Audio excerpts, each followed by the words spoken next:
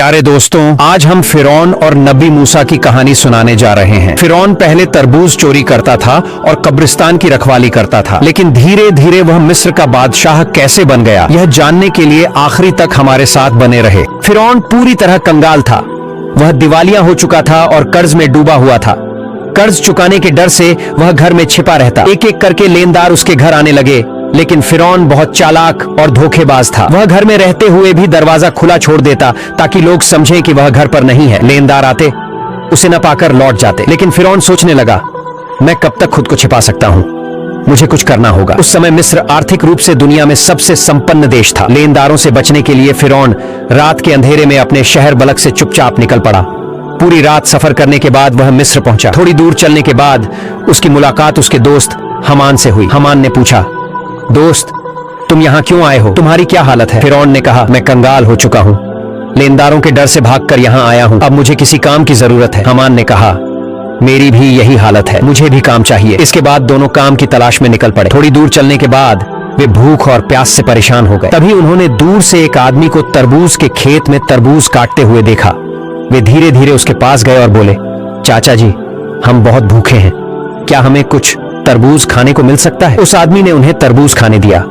दोनों ने पेट भरकर तरबूज खाया और संतुष्ट हो गए। फिर उस आदमी ने पूछा, मैंने तुम दोनों को पहले कभी यहाँ नहीं देखा, तुम कौन हो और कहां से आए हो? फिरौन ने जवाब दिया, हम परदेशी हैं, बलक से काम की तलाश में आए हैं। तरबूज के खेत के मालिक ने सोचा कि उसे भी काम करने वालों की जरूरत है। उसने कहा, क्या तुम दोनों मेरे यहाँ काम करोगे? हमान ने तुरंत कहा, हाँ, हम काम करेंगे। मालिक ने कहा, मेरे पास काम करना है तो ईमानदारी से करना होगा, चोरी नहीं चलेगी। फिरौन, जो बड़ा चालाक और धोखेबाज था, बोला, मैंने कभी झूठ नहीं बोला और चोरी करना तो मेरे बस की बात नहीं। फिरौन और उसका दोस्त हमान तरबूज लेकर बाजार में बेचने लगे। वे तरबूज ऊंचे दाम पर बेचते और मालिक को ज्यादा मुनाफा दिखाते। धीरे धीरे उन्होंने अपनी चालाकी से खेत के मालिक का भरोसा जीत लिया। कुछ समय बाद फिरौन ने मालिक से कहा, चाचा जी, आप तरबूज पीस के हिसाब से हमें बेचें, इससे आपको और ज्यादा फायदा होगा। खेत के मालिक ने उसकी बात मान ली। इसके बाद फिरौन बाजार में तरबूज टुकड़ों में बेचने लगा और ऊंचे दाम पर अधिक मुनाफा कमाने लगा। कभी कभी वह कुछ तरबूज चोरी भी कर लेता। इस तरह उसने चालाकी से अच्छा खासा पैसा जमा कर लिया। एक रात फिरौन ने हमान से कहा, अगर हम केवल तरबूज बेचते रहे तो जिंदगी में कुछ खास नहीं कर पाएंगे, हमें कुछ और करना चाहिए। उसी समय मिस्र के बादशाह ने अपनी सेना के माध्यम से देश भर में एक घोषणा करवाई। सैनिक जगह जगह जाकर कहने लगे, यह सूचित किया जाता है कि मिस्र के कब्रिस्तान में चौकीदार की आवश्यकता है। जो इस नौकरी को करना चाहता है वह तुरंत राज दरबार में संपर्क करे। यह बात सुनने के बाद फिरौन ने हमान से कहा, हमान, चलो इस मौके को हाथ से न जाने दे, राज दरबार चलते हैं। हमान ने कहा, मुझे नहीं लगता कि हमें यह नौकरी मिलेगी। फिरौन ने कहा, कोशिश करने में क्या हर्ज है, चलो चलते हैं। दोनों बिना देर किए राज दरबार पहुंचे। वहां मिस्र के बादशाह ने उनसे पूछा, तुम लोग कौन हो और क्या चाहते हो? फिरौन ने हाथ जोड़कर निवेदन किया, महाराज, मैं एक परदेशी हूँ, बहुत जरूरतमंद हूँ। मैंने सुना है कि आप कब्रिस्तान के चौकीदार की नियुक्ति कर रहे हैं, कृपया मुझे यह नौकरी दे दीजिए, मैं जीवन भर आपका आभारी रहूंगा। बादशाह ने फिरौन को देखा। उसका शरीर मजबूत था और चेहरा भी अच्छा था। बादशाह को लगा कि वह इस काम के लिए उपयुक्त रहेगा, इसलिए उसने फिरौन को कब्रिस्तान का चौकीदार बना दिया। अगले दिन से फिरौन ने अपनी ड्यूटी शुरू कर दी। वह दिन रात कब्रिस्तान के गेट पर खड़ा रहता और पास के एक छोटे से कमरे में आराम करता। एक रात कुछ लोग एक मृत शरीर को दफनाने के लिए कब्रिस्तान आए, लेकिन फिरौन ने उन्हें रोक दिया और अंदर जाने नहीं दिया। वे लोग हैरान होकर बोले, तुम हमें लाश दफनाने से क्यों रोक रहे हो? चालाक और धोखेबाज फिरौन ने झूठ बोलते हुए कहा, क्या तुम नहीं जानते, मिस्र के बादशाह ने नया कानून बनाया है, अब जो भी लाश दफनाना चाहता है उसे एक सोने का सिक्का देना होगा। वे लोग फिरौन की बातों में आ गए और एक सोने का सिक्का देकर लाश दफनाने लगे। धीरे धीरे यह खबर पूरे इलाके में फैल गई कि कब्रिस्तान में दफनाने के लिए सोने का सिक्का देना जरूरी है। इस तरह फिरौन ने धोखे से खूब पैसा कमाना शुरू कर दिया। कुछ समय बाद मिस्र में एक भयंकर महामारी फैल गई। कॉलेरा और चेचक की बीमारी से बड़ी संख्या में लोग मरने लगे। जब लोग अपने मृत परिजनों को दफनाने के लिए कब्रिस्तान पहुंचे तो फिरौन ने और भी चालाकी दिखाई। उसने कहा, अब नया कानून है, जो लोग कॉलेरा या चेचक से मरते हैं उन्हें दफनाने के लिए 2 सोने के सिक्के देने होंगे। इस तरह फिरौन ने धोखा देकर और भी ज्यादा पैसा कमा लिया। पूरा साल इसी तरह बीत गया। एक दिन फिरौन ने अपने दोस्त हमान से कहा, देखो, मैंने 2 बोरियां सोने के सिक्कों से भर ली हैं, अब हमें ये पैसे मिस्र के बादशाह को देने होंगे। हमान चौंक गया और बोला, क्या तुम्हारा दिमाग खराब हो गया है? तुमने इतनी मेहनत और चालाकी से पैसे कमाए और अब सब बादशाह को दे दोगे? फिरौन ने मुस्कुराते हुए कहा, धैर्य रखो, मेरी चालाकी धीरे धीरे सामने आएगी। अगले दिन फिरौन और हमान 2 बोरियां सोने के सिक्कों की लेकर राज दरबार पहुंचे। बादशाह ने उन्हें देखकर पूछा, क्या बात है, तुम लोग बोरियां लेकर यहां क्यों आए हो? फिरौन ने सिर झुकाकर कहा, जहां पनाह, मैं 2 बोरियां सोने के सिक्कों के साथ आया हूं। यह सुनकर बादशाह के मंत्री गुस्से में बोले, तुम्हारी हिम्मत कैसे हुई कि तुम बादशाह के सामने पैसे लेकर घमंड दिखाओ? बादशाह ने फिरौन से पूछा, इतने सारे सोने के सिक्के तुम्हें कहां से मिले और तुम इन्हें यहां क्यों लाए हो? फिरौन ने सिर झुकाकर जवाब दिया, जहां पनाह, ये सिक्के उन लोगों से आए हैं जो अपने मृत परिजनों को दफनाने के लिए कब्रिस्तान में लाते थे। उनसे मैं एक सोने का सिक्का लेता था। इसके अलावा इसमें मेरी तनख्वाहों के पैसे भी शामिल है। मेरा असली मकसद यह है कि मिस्र में पिछले 2 साल से जो गरीब लोग कर नहीं चुका पाए, उनकी ओर से मैं यह सोने के सिक्के आपको दे रहा हूं। कृपया उनकी कर माफी कर दीजिए। यह सुनकर वहां मौजूद सभी लोग हैरान रह गए। मिस्र के बादशाह उसके इस कार्य से प्रभावित हुए और उस पर विशेष ध्यान देने लगे। अगले दिन से पूरे मिस्र में यह खबर फैल गई कि एक कब्रिस्तान का चौकीदार ने मिस्र के गरीब लोगों का 2 साल का कर चुका दिया है। पूरे मिस्र के लोग कहने लगे, इतना अच्छा इंसान पूरे मिस्र में दूसरा कोई नहीं हो सकता। अगर यह व्यक्ति हमारे देश का बादशाह होता तो हम कितने सुखी होते। इसी तरह पहले मिस्र के बादशाह और फिर मिस्र के लोगों का दिल जीत लिया। इसके बाद काफी समय बीत गया। एक दिन मिस्र के बादशाह का वृद्धावस्था के कारण निधन हो गया। इसके बाद चारों तरफ चिंता फैल गई कि दूसरा रमेसेस मिस्र का बादशाह कौन होगा। कुछ दिनों बाद राज दरबार में एक आपातकालीन बैठक बुलाई गई। वहां मौजूद विद्वानों में से एक ने कहा, इस तरह मिस्र के बादशाह का सिंहासन खाली नहीं रखा जा सकता। मिस्र का अगला बादशाह कौन होगा, इस पर सब चर्चा करें। तब वहां मौजूद एक व्यक्ति ने कहा, हुजूर, हमें लगता है कि जो लड़का कब्रिस्तान का चौकीदार है, यानी फिरौन, उसकी कद काठी और स्वभाव दोनों ही उपयुक्त है। वह बहुत अच्छा है और जनता का भी ख्याल रखता है। हमें लगता है कि उसे ही बादशाह बनाया जाना चाहिए। तब वह विद्वान व्यक्ति बोला, ठीक है, तो ऐसा ही हो। सबकी सहमति से फिरौन मिस्र का बादशाह बन गया। जो व्यक्ति एक दिन तरबूज बेचता था, जो कभी कब्रिस्तान का चौकीदार था, आज भाग्य के पलटने से वह पूरे मिस्र का बादशाह बन गया। असल में फिरौन कितना घटिया इंसान था, यह किसी को मालूम नहीं था। इधर फिरौन के मिस्र का बादशाह बनने के बाद उसने फिर से तरह तरह की चालाकी और धोखाधड़ी शुरू कर दी। उसने अपने दोस्त हमान को मंत्री बना दिया।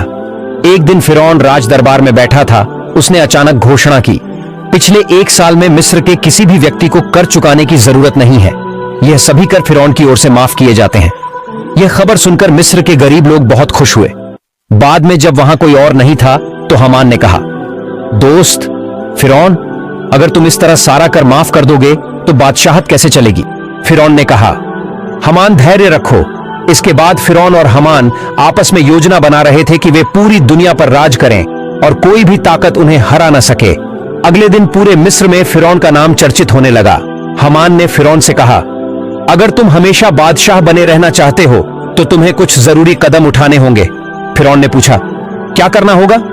इस पर हमान ने अपनी योजना बताई।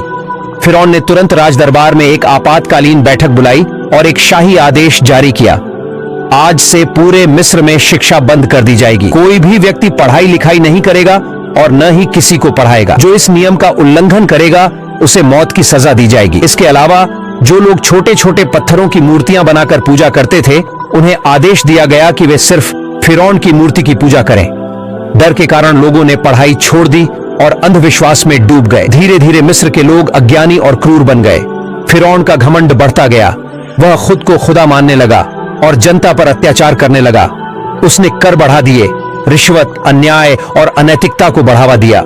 उसने बनी इजराइल के लोगों पर बहुत जुल्म ढाए, लेकिन उसकी पत्नी आसिया को छोड़कर कोई भी उसके अत्याचार से बच नहीं सकता था। आसिया बहुत सुंदर, गुणवान और धार्मिक महिला थी।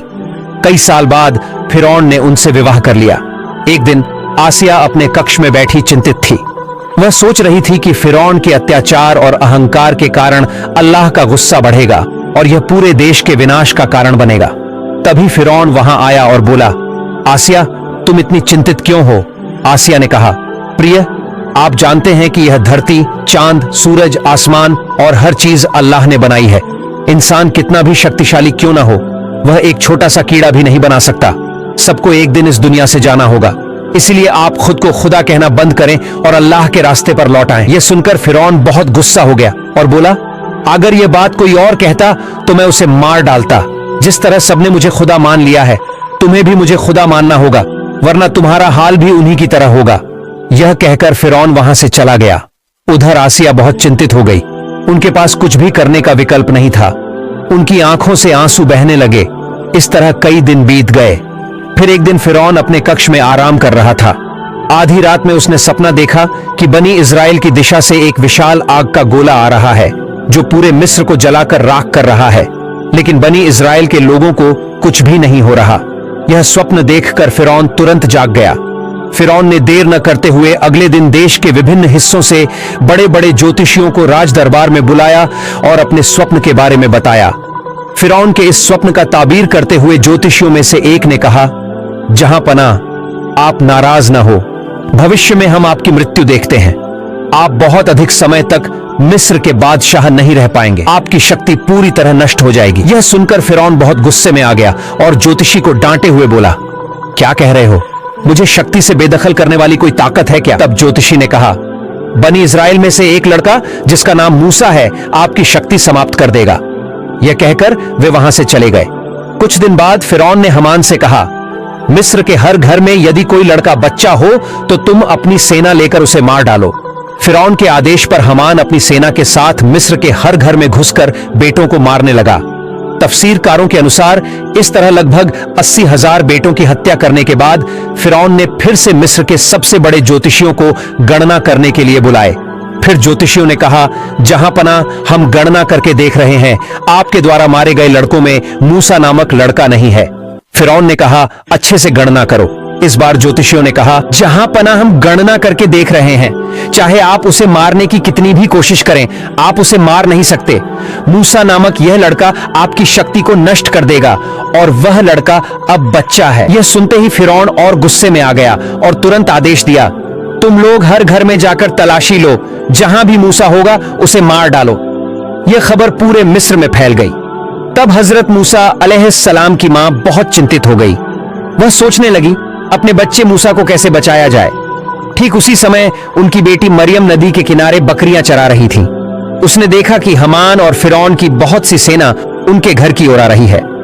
यह देखकर मरियम बहुत जल्दी अपने घर लौट आई और कहा, अम्मा जान, फिरौन की सेना हमारे घर की ओर आ रही है, मेरे भाई मूसा को तुम बचाओ। यह सुनकर हजरत मूसा अलैहिस्सलाम की मां पूरी तरह चौंक गई। वह बिल्कुल भी नहीं समझ पा रही थी कि अब क्या किया जाए। इतने में फिरौन की सेना ने उनके घर को घेर लिया। ऐसे समय में अल्लाह रब्बुल आलमीन ने गैबी आवाज से कहा, हे मूसा की मां, तुम देर न करो, अपने बेटे मूसा को जलते हुए चूल्हे में रखकर चली आओ। हजरत मूसा अलैहिस्सलाम की मां ने देर न करते हुए अपने बच्चे मूसा को जलते हुए चूल्हे में रख दिया और तभी अचानक फिरौन की सेना घर में घुस आई। वे बोले, हमें खबर मिली है कि तुम्हारे घर में मूसा नामक बेटा है, जल्दी से उसे हमारे हवाले कर दो। तब हजरत मूसा की मां ने कहा, देखो, यह तो मेरी बेटी है, यदि मेरे घर में मूसा है तो तुम लोग उसे ढूंढ कर देखो। फिर उसके बाद फिरौन की सेना घर के इधर उधर हर जगह तलाशी लेने लगी, लेकिन कहीं भी कुछ नहीं मिला। आखिरकार वे सभी वहां से चले गए। फिर हजरत मूसा अलैहिस्सलाम की मां रोते रोते उस जलते हुए चूल्हे के पास गई और देखा कि हजरत मूसा अलैहिस्सलाम जीवित हैं और उसी जलते हुए आग में खेल रहे हैं। अल्लाह की कृपा से हजरत मूसा अलैहिस्सलाम का एक बाल भी आग में नहीं जल गया। तब हजरत मूसा अलैहिस्सलाम की मां ने अल्लाह का शुक्र अदा किया और कहा, हे अल्लाह, तुम सभी शक्तियों के मालिक हो, तुम्हारी सारी प्रशंसा है। अल्लाह, तुमने मेरे बेटे मूसा को बचाया। इसके बाद हजरत मूसा अलैहिस्सलाम की मां ने उसी रात एक सपना देखा। अल्लाह रब्बुल आलमीन कह रहे थे, तुम एक लकड़ी का संदूक तैयार करो, और हजरत मूसा अलैहिस्सलाम को उस संदूक में रखकर इस बीच अल्लाह रब्बुल आलमीन ने हजरत जिब्राइल अलैहिस्सलाम को बुलाया और कहा, हे जिब्राइल, तुम जाओ और मूसा अलैहिस्सलाम की मां की मदद करो। यह आदेश पाकर हजरत जिब्राइल अलैहिस्सलाम मूसा नबी के घर की ओर चल पड़े। सुबह हजरत मूसा अलैहिस्सलाम की मां अपने घर के सामने बहुत चिंता में बैठी हुई थी। उसी समय देखा कि एक दरवेश उनके घर आया। फिर मूसा नबी की मां ने कहा, आप कौन हैं? मुझे तो आप पहचान में नहीं आ रहे। तब वह व्यक्ति अपना परिचय छुपाते हुए बोला, मैं एक बड़ाई हूं, क्या आपको कोई लकड़ी का सामान बनवाना है? तत्क्षण मूसा नबी की मां बोली, बिल्कुल, मुझे एक लकड़ी का संदूक बनवाना है। और इस तरह अल्लाह ताला ने उस दिन जिब्राइल अलैहिस्सलाम के माध्यम से मूसा अलैहिस्सलाम की मां को संदूक बनाने में मदद की। फिर मूसा अलैहिस्सलाम को नील नदी में बहा दिया। हजरत मूसा अलैहिस्सलाम का संदूक नदी में बहते बहते फिरौन के राज दरबार के पास पहुंच गया। वहां फिरौन और उसकी पत्नी मां आसिया थी। जैसे ही उन्होंने संदूक देखा, मां आसिया तुरंत आगे बढ़ी। मां आसिया ने संदूक खोला और देखा कि उसमें एक सुंदर बच्चा पड़ा है। उसके मस्तक पर जैसे नूर का उजाला चमक रहा हो। इतना सुंदर बच्चा उन्होंने कभी नहीं देखा था। इसलिए बिना देर किए मां आसिया ने मूसा अलैहिस्सलाम को अपनी गोद में उठा लिया और फिरौन के पास जाकर बोली, देखिए कितना सुंदर बच्चा, इस बच्चे को मैं पालूंगी। यह सुनकर फिरौन ने कहा, नहीं, यह बच्चा शायद हमारा दुश्मन होगा। यह जरूर बनी इजराइल में से कोई बच्चा होगा, इसे मैं मार डालूंगा। तब मां आसिया ने कहा, क्या कह रहे हैं? अगर यह बनी इजराइल का कोई बच्चा होता तो यह नदी के बहाव में उलटी दिशा में कैसे आया? इसे तो उस दिशा में जाना चाहिए था। यह तर्क सुनकर फिरौन ने कुछ नहीं कहा, बस इतना कहा, ठीक है, तुम इस बच्चे को पाल सकती हो। फिर मां आसिया हजरत मूसा अलैहिस्सलाम को लेकर राज दरबार में प्रवेश कर गई। जब फिरौन ने मूसा अलैहिस्सलाम को अपनी गोदी में उठाया और उसे अपने बेटे की तरह प्यार करने के लिए, चूमने के लिए आगे बढ़े, उसी समय हजरत जिब्राइल अलैहिस्सलाम ने अल्लाह के आदेश पर उस छोटे से बच्चे के हाथ से इतनी जोर से फिरौन को थप्पड़ मारा कि राज दरबार कांप उठा। ऐसा लगा जैसे भूकंप शुरू हो गया हो। तब फिरौन के मन में संदेह उत्पन्न नहीं हुआ। वह मन ही मन सोचने लगे, यह बच्चा निश्चित रूप से सामान्य बच्चा नहीं है, इसे परखना होगा। फिर फिरौन ने एक व्यक्ति से कहा, जाओ थोड़ा सा सोना लाओ और उसके साथ आग भी ले आओ, इस बच्चे को परखते हैं। यह सुनकर वहां उपस्थित सभी लोग हैरान रह गए। जब वह व्यक्ति सोना और आग लेकर आया, उसी समय अल्लाह रब्बुल आलमीन ने हजरत जिब्राइल अलैहिस्सलाम के माध्यम से हजरत मूसा अलैहिस्सलाम का आग की ओर घुमा दिया और हजरत मूसा अलैहिस्सलाम चीखते हुए नर ले। तब मां आसिया बोली, आप जैसे कठोर हृदय और निर्दयी इस दुनिया में और कोई नहीं होगा। इस छोटे से बच्चे को क्या आग और सोने का कोई अंतर पता है? इसके बाद फिरौन के मन का संदेह दूर हो गया और इस प्रकार हजरत मूसा अलैहिस्सलाम फिरौन के घर में ही बड़े होने लगी। प्यारे दोस्तों, वीडियो यही समाप्त होता है। अगर आपको वीडियो अच्छी लगी हो तो वीडियो को लाइक और सब्सक्राइब जरूर करें। अगले पार्ट सुनना है तो कमेंट कीजिए। अस्सलामु अलैकुम। सभी लोग खुश रहे।